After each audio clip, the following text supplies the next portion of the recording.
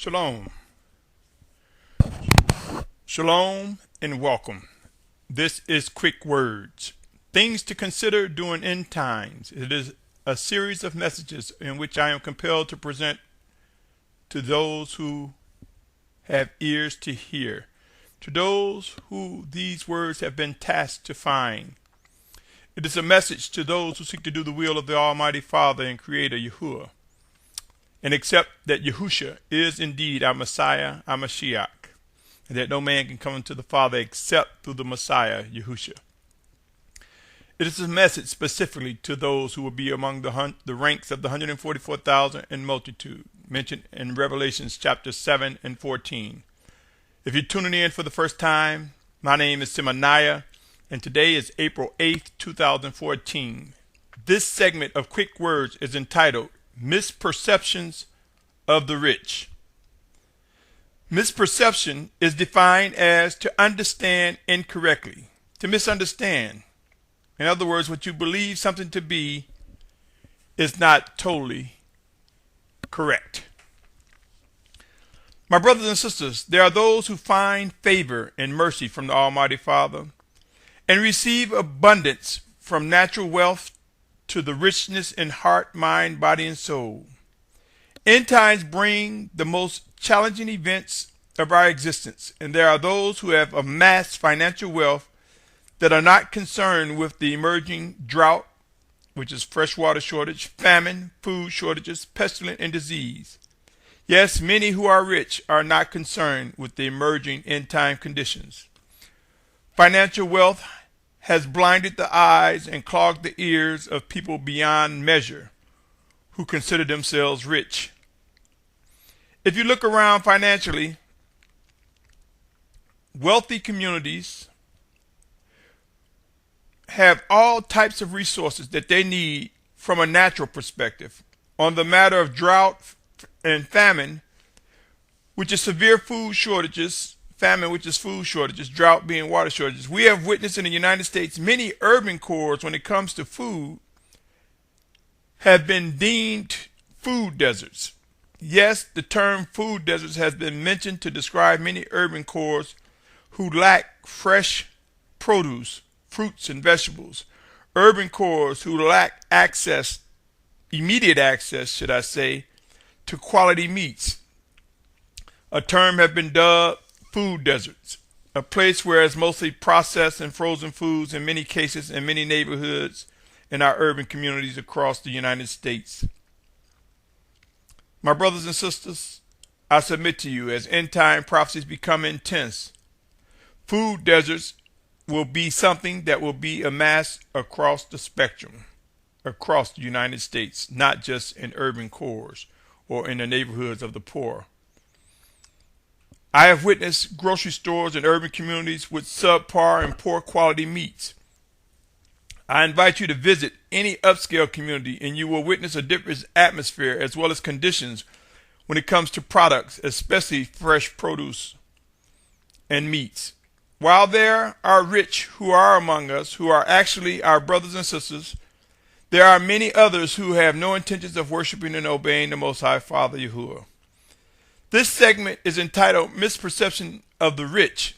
It is not designed to bash anyone who has amassed any type of wealth. It is presented to draw attention to how finances will not be able to deliver one from the emerging drought, famine, pestilence, and disease mentioned in end-time prophecy. Though wealth may be keeping one clear of these end-time conditions, so to speak, soon and very soon these conditions will spread, and wealth will not be able to save you or keep you separated from what is unfolding. The misperceptions of the rich is that many of them think their wealth will save them from end-time conditions. This is untrue, and eyes will be opened. Some have even gone as far as to build safe places in the mountains, in very rural areas, remote areas, even purchase islands in the event of nuclear disasters or civil unrest, without realizing even safe houses will run out of food and water at some point, especially in the midst of drought, extreme drought. The day is coming when all currencies, precious metals, rocks, commodities, and other financial sources will have no value as the world population faces the most catastrophic time ever. It will be a time of extreme humbling, a time when global population will frantically seek fresh water, food, fresh air, and safety. No one will be exempt from end times as they intensify, my brothers and sisters. No one save those who will die before the Great Tribulation. Even brothers and sisters who will participate in the final Exodus will experience extreme refining, discipline, and humbling times. Major changes as we are brought to humility, the humility that is required to improve in worship and bring us into obedience with precision to the Most High Father Yahuah. The misperceptions of the rich is that they can buy time or buy comfort and last longer than the poor. Soon and very soon, things that make them rich will have no value whatsoever. Allow me to read some scriptures, my brothers and sisters. 1 Samuel 2:7 reads, Yahuah makes poor and makes rich. He brings low and lifts up. That was 1 Samuel 2:7. Psalms 49:16 through 20 reads, Do not be afraid when a man becomes rich, when the wealth of his house increases. For when he dies, he takes none of it. His wealth does not go down after him. Though while he lived, he blessed himself, and though they praise you when you dwell for yourself, he has to go to the generation of his fathers. They never see the light. Man who is rich yet does not understand shall be like the beasts. They shall perish.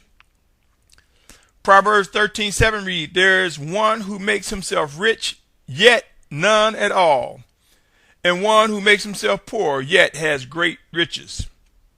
That was Proverbs 13:7. Matthew chapter 19, verse 23 through 26 reads, And Yahusha said to his taught ones, Truly I say to you that it is hard for a rich man to enter into the reign of heavens.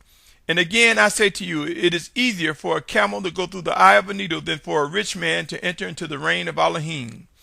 And when his taught ones heard it, they were very astonished, saying, Who then is able to be saved? And looking intently, Yahusha said to them, With men this is impossible, but with Elohim all is possible. And allow me to present something regarding the poor. Matthew 5:3 read, Blessed are the poor in spirit, because theirs is the reign of the heavens. And Matthew 26:11 says, For you always have the poor with you, but me you do not have always. My brothers and sisters, I was compelled to notice that the poor will always be among us. However, back to the matters regarding misperceptions of the rich. There will be a rude awakening across demographics, social and economic levels. There will be a rude awakening. As the children of obedience are gathered for the final exodus and martyrs are being prepared, the matter of financial wealth will fall to the wayside and be of less importance as end time prophecies get intense. In other words, my brothers and sisters, the placement of the rich will have no bearing on the structuring of an awakening nation of believers. I have witnessed misperception of the rich also occur among people from different economic levels and social backgrounds. I have witnessed people poorer than others who call the perceived middle class rich. I have also witnessed people who think they are middle class have another definition of what rich is. They too are among those with misperception of the rich. There are many misperceptions of the rich. However, the time is at hand to identify the proper place for financial wealth, and there is indeed true richness in walking and continued worship in obedience to the Most High Father. End times will prove that all things of value today will become null and void, with the exceptions of resources such as fresh air, fresh water, food, and possibly shelter. There will be moments of bartering where people will begin to trade one item for another.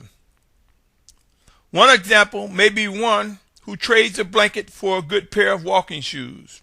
Even a better example could reflect one trading a bottle of water for a can of food.